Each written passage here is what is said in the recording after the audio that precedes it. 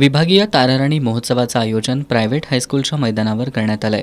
खेडोपाड्यातील महिलांना व्यासपीठ मिळावं, त्यांनी उत्पादित केलेल्या मालाला बाजारपेठ मिळावी या उद्देशानं दरवर्षी विभागीय ताराराणी महोत्सवाचं आयोजन करण्यात येत असतं। मात्र या महोत्सवात नियोजनाच्या अभावामुळे सध्या या महोत्सवाला थंड प्रतिसाद मिळाल्याचं चित्र आहे। बचत गटांनी उभारलेल्या स्टॉल्सच्या ठिकाणी विक्रीच होत नसल्यानं महिलांनी नाराजी व्यक्त केली आहे। कुरवड्या, पापड आणि लोणचे यातून महिलांनी बाहेर येऊन वेगळी वाट निवडावी हाच हेतू घेऊन प्रामुख्यानं अशा महोत्सवाचं आयोजन करण्यात येत असतं। राज्य सरकारकडून देखील यासाठी लाखोंच्या घरात निधी दिला जातो। यावर्षीच्या विभागीय ताराराणी महोत्सवासाठी सुमारे 21 लाखांचा निधी राज्य सरकारकडून मंजूर झाल्याचं सांगण्यात आलंय। मात्र त्या प्रमाणात महिला बचत गटांना कोणत्याही प्रकारच्या सोयी सुविधा या ठिकाणी दिल्या जात नसल्याचं वास्तव चित्र आहे। याबाबत बचत गटाच्या अनेक महिलांनी जिल्हा परिषद प्रशासनाच्या या कारभाराबाबत नाराजी व्यक्त केली आहे।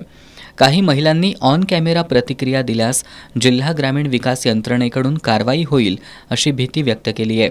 लांबून आलेल्या या सर्वसामान्य महिलांचे प्रश्न कोण मांडणार असा सवालही या निमित्तानं उपस्थित होतोय। अधिकाऱ्यांच्या भीतीमुळे महिला उघडपणे बोलायला तयार नाहीत।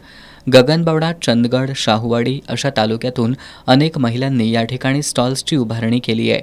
महिलांची राहण्याची व्यवस्था प्रशासनाकडून करण्यात आली आहे। मात्र स्टॉल लावलेल्या महिला बचत गटांच्या महिलांकरता सकाळी चहा आणि नाश्त्याची सोय, त्याचबरोबर दुपारचं आणि रात्रीचं जेवण जिल्हा प्रशासनाकडून दिले जाणार असल्याचं सांगण्यात आलं होतं। मात्र या महिलांना गेली 3 दिवस चहा, नाश्ता आणि जेवण देण्यात आलेलं नाही। मुळातच बचत गटांनी लावलेल्या मालाला या ठिकाणी विक्री नाही।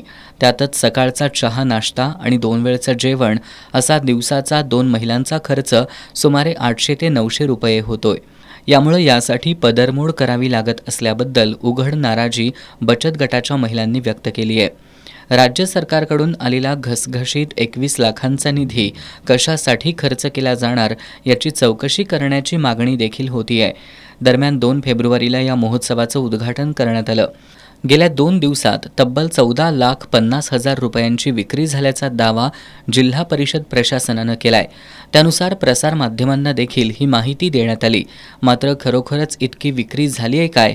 झाली असेल तर बचत गटाच्या महिलांनी नाराजी का व्यक्त केली असा सवाल या निमित्तानं उपस्थित होतोय।